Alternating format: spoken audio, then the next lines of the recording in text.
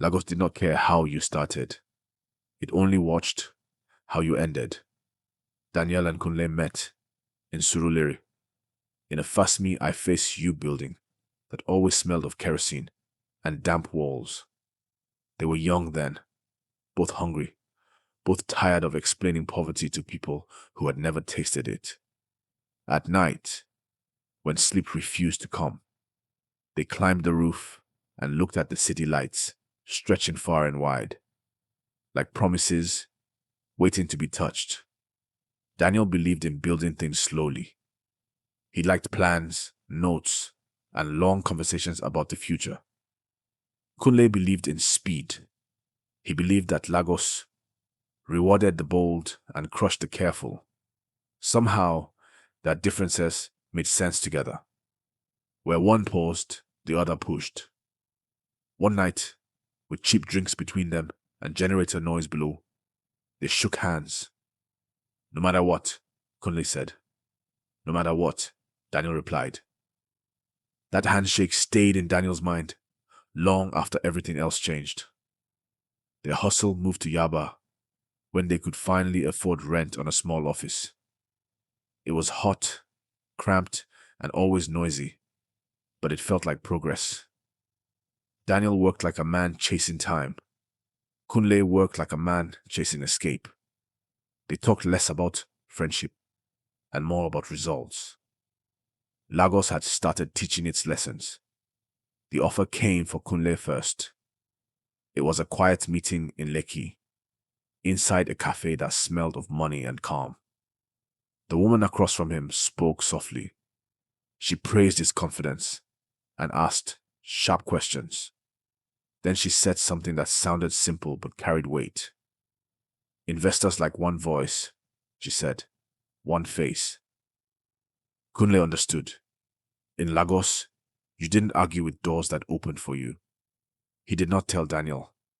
Daniel found out by mistake. An email came in late at night, while the generator struggled outside. Kunle's name stood alone on the screen. No partnership, no shared credit. Just a clean break, written in polite words.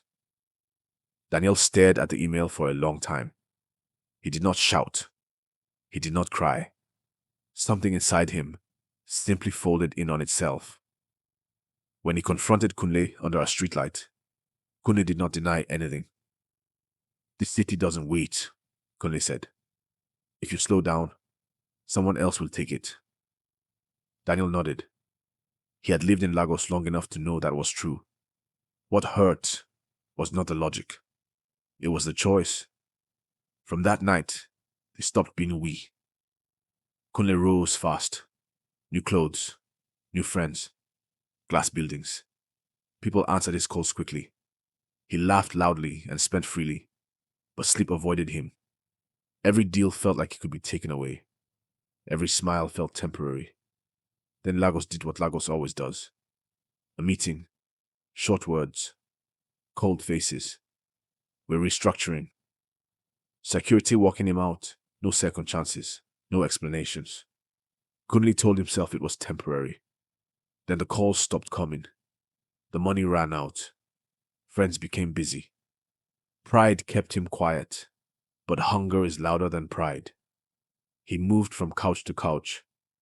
Suits turned to wrinkled shirts. He began to avoid mirrors. Lagos traffic watched him struggle, unmoved. Daniel saw him months later near CMS. Kunle was arguing with a bus conductor over small change. His shoes were torn. His eyes were restless. When he looked up and saw Daniel, shame crossed his face like a shadow. He looked away. Daniel kept walking. Success had found Daniel differently. Slowly, carefully.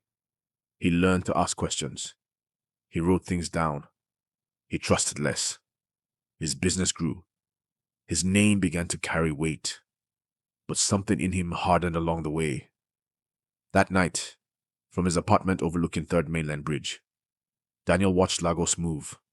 Horns, lights, noise, life. Somewhere in that chaos, Kunle blended back into the streets. Another story the city swallowed. without apology. Daniel remembered the handshake on the rooftop. He did not miss it. In Lagos, not all lessons make you kind. Some only teach you how to survive.